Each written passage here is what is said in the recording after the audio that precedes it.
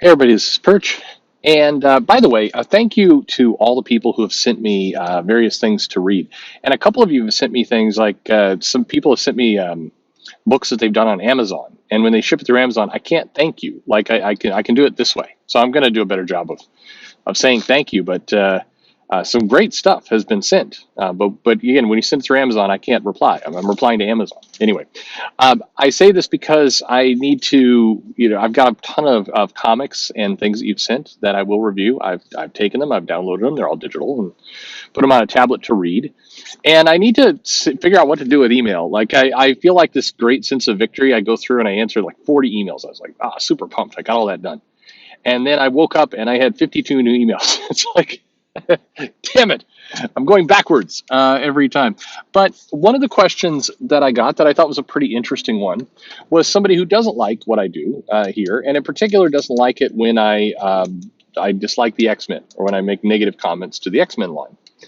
And for what it's worth, if you're enjoying the Dawn of X, now Reign of X, X titles, that family, good for you. I think people always think I'm taking the piss out of people when I say this, but I mean it. If you are enjoying a comic, even if I absolutely hate it, like if you were the person who loved Iron Man 2020, um, cool. I'm legitimately happy, proud for you. I legitimately am. I don't think you're, brain damaged. I don't think I don't think you have terrible taste. It works. I don't know. Life's too short to worry about other people's taste. Just mine. So if you like something, I'm not going to try and overanalyze why you like it or what went wrong in your life. Who abused you as a child to get you to like Iron Man 2020. I mean, no. It's your comic. It's your like. You like what you want, and I mean that. And there are some people right now who really like what Teenie Howard and Vita Ayala and Leah Williams and Ben Percy and Jerry Duggan and others are doing on X-Men. There's some people who love it. And who's the other? Oh, and Hickman. And Hickman's in there somewhere. They really like this X-Men run. And again, cool. Good for you.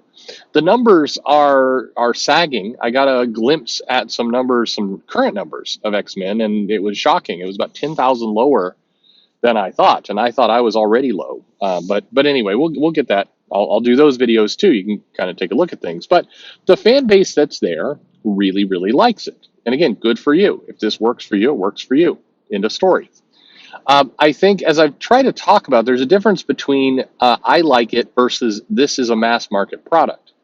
And I would argue that the Chris Claremont, which goes to the question I'm about to mention, his run was more mass market. It was more mass market friendly. Now, mass market doesn't necessarily mean good unless the definition of good means, sells well and appeals to a larger group of the population.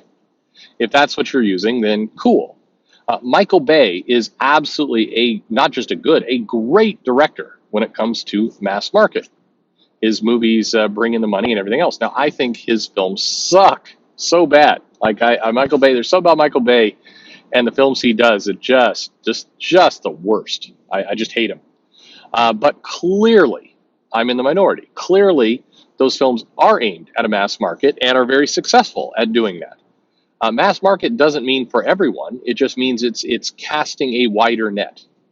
Whereas I like Eraserhead, and that is a much, much smaller net than any Michael Bay film. Michael Bay can come out and just, basically have 30 minutes of Transformers fighting each other, which to me always felt like they put just a bunch of random metal parts in a bag full of water and just shook it and then filmed it close up. And that's what his movies look like to me when the Transformers are fighting.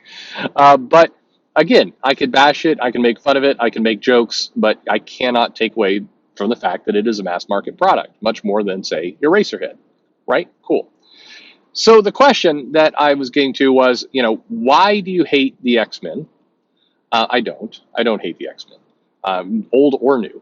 And what is it you want instead? I suppose what you want is Chris Claremont. You want Chris Claremont to come back and just be in charge of everything. Yeah, I would love Chris Claremont to come back because I like Chris Claremont's writing, yes. But I don't think that's the cure to everything. I don't think Chris Claremont is a cannot fail writer. And I say this because he has failed in several runs. He doesn't always write the best stuff. Chris Claremont's time on Fantastic Four is not well remembered.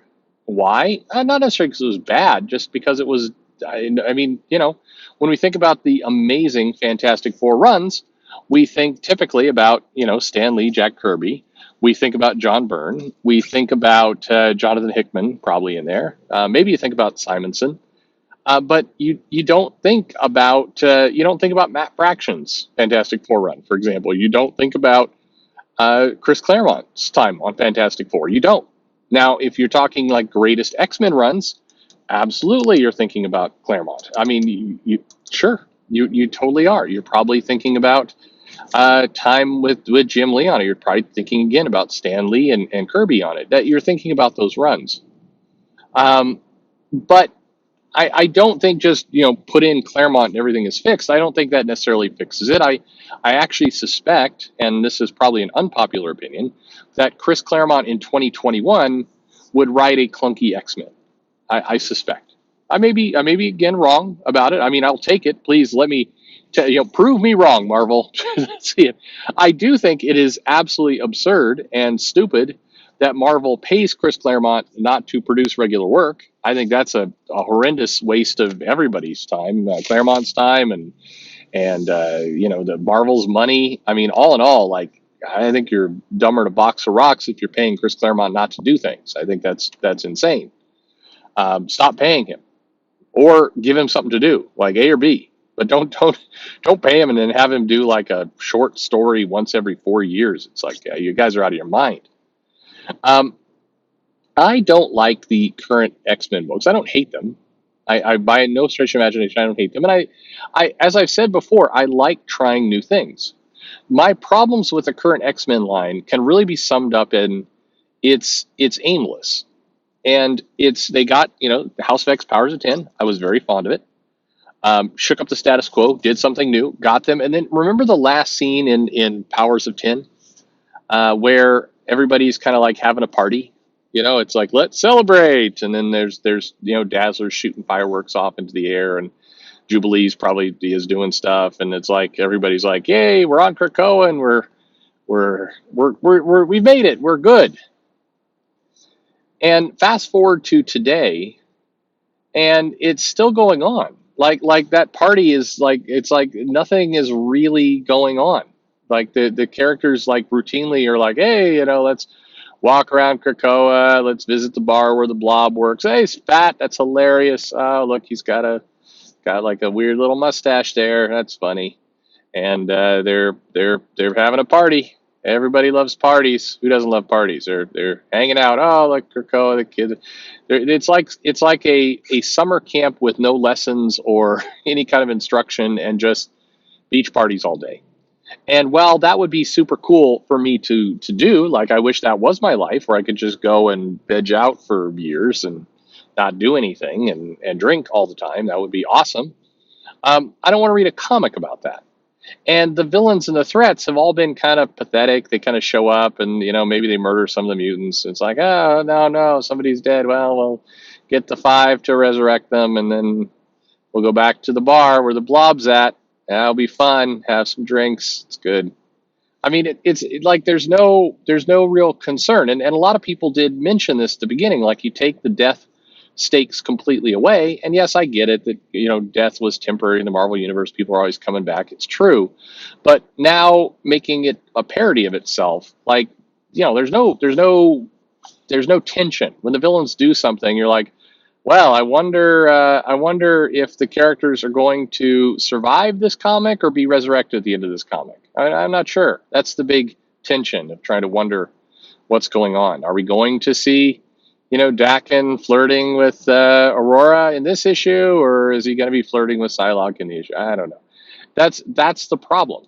It's if death doesn't really matter, and most of the plots revolve around a party. I mean, remember? Do you remember this event they did like forever ago? This Ten of Swords event. Remember that? Where like it was a super big threat, and there's an island over there, and if you die over there, you're screwed. You're never coming back. Oh, but Betsy's back, and we brought the Hellions back anyway, and they're kind of meaner now. The ones that died, they're just kind of angrier, and okay. Yay, back to the bar. That's my problem with it. And so if you enjoy kind of reading stories about like quippy dialogue and people hanging out at the bar but not really doing anything, then this is your time. This is the era of X for you. But the lack of any kind of real tension, and I would argue the reason why House of X Powers of 10 worked so well was because there was some major tension and some major threats being developed. There was a sense of, hey, this eventually the mutants are going to get wiped out. It does go bad. Hey, Moira has been trying over and over to kind of save the future, and she keeps failing because the threats are so big. And remember that issue where like the X-Men went on a suicide mission close to the sun, and it was super terrible to try and prevent Master Mold from coming up, and people died and everything. I mean, it felt tense. It felt dangerous. It felt like the mutants are screwed somehow, some way. It's going to be bad. And but now it's a year and a half later, and it's like, okay, they're they're hanging out at the bar with the Blob. That's what I don't like about it. So if you enjoy that type of comic, then cool. Again, you're getting what you want.